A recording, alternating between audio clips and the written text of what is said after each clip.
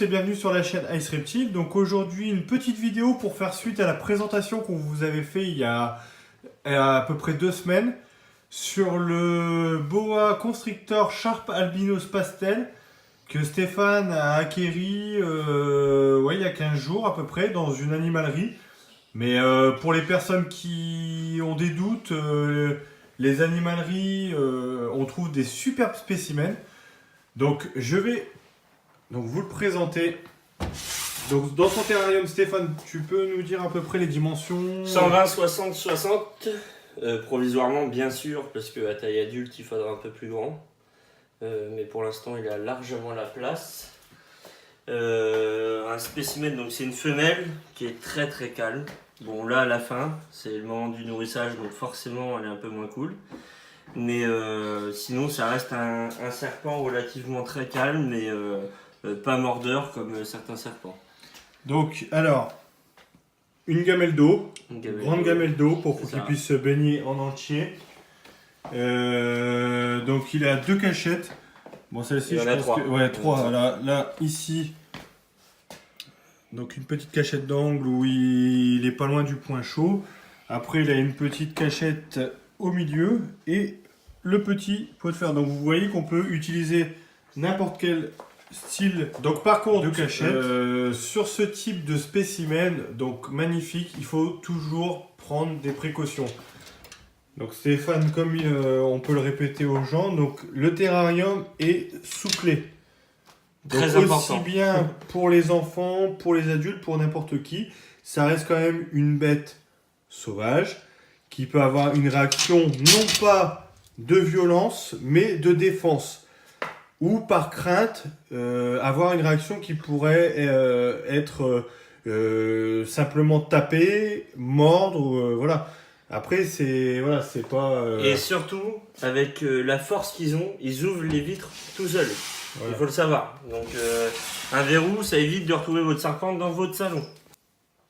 Donc, en plus des cachettes et du point d'eau, une lampe chauffante. Donc, on la retrouve ici. Donc, elle est sous grille. Pourquoi? Parce que les serpents, donc que ça soit boa, morelia, python, avec des accès comme là on peut voir sur la branche, le serpent peut aller se mettre très près du point chaud. Et quel est le risque pour lui? Des risques de brûlure très graves. Je pense que sur YouTube, vous pouvez trouver des vidéos et ça peut être nocif, voire mortel pour votre serpent, des brûlures. Parce qu'il faut savoir que c'est quand même des lampes qui dégagent un point chaud à peu près 30-32 degrés. Mais beaucoup plus chaud au contact. Alors, donc pour mon boa, c'est le seul serpent qui mange en dehors du terrarium. Il faut penser à la taille adulte, bien sûr. Donc pourquoi nourrir son serpent en dehors du terrarium? Alors tout simplement, ça évite que quand vous ouvrez les vitres, quand vous allez le chercher, ça évite qu'il croive que justement on va lui donner à manger. Alors moi juste tout simple, hein, j'ai pas inventé la technique, elle a toujours existé.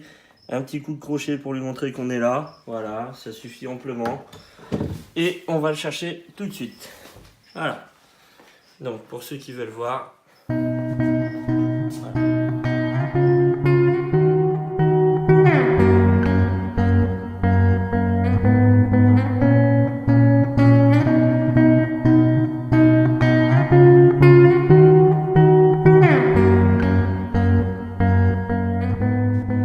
Donc pour ce type d'espèce, le nourrissage se passe toujours hors du terrarium.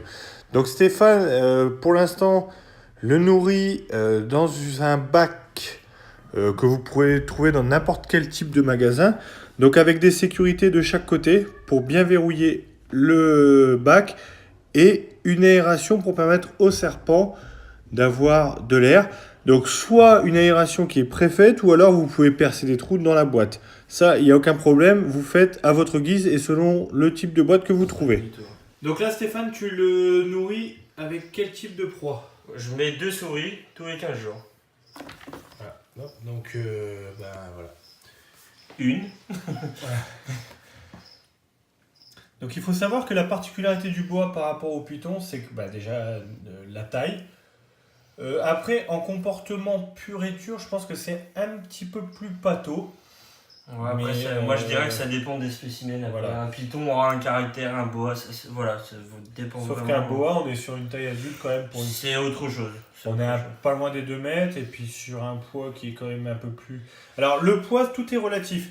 Il faut savoir que le boa est peut-être sujet à l'obésité. Si on le nourrit beaucoup, ça va devenir un monstre, entre guillemets.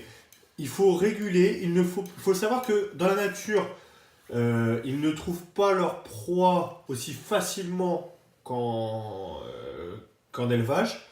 Donc il ne faut pas les surnourrir parce que le problème c'est que l'obésité chez les reptiles, ça peut provoquer un certain nombre de maladies qui peuvent être nocifs à leur développement ou carrément à leur vie. Et c'est pour ça qu'il faut, alors moi je pars d'un principe qu'il faut jamais donner à manger à des dates fixes. Des fois il peut rester 15 jours ou 3 semaines sans manger, ça posera pas de problème.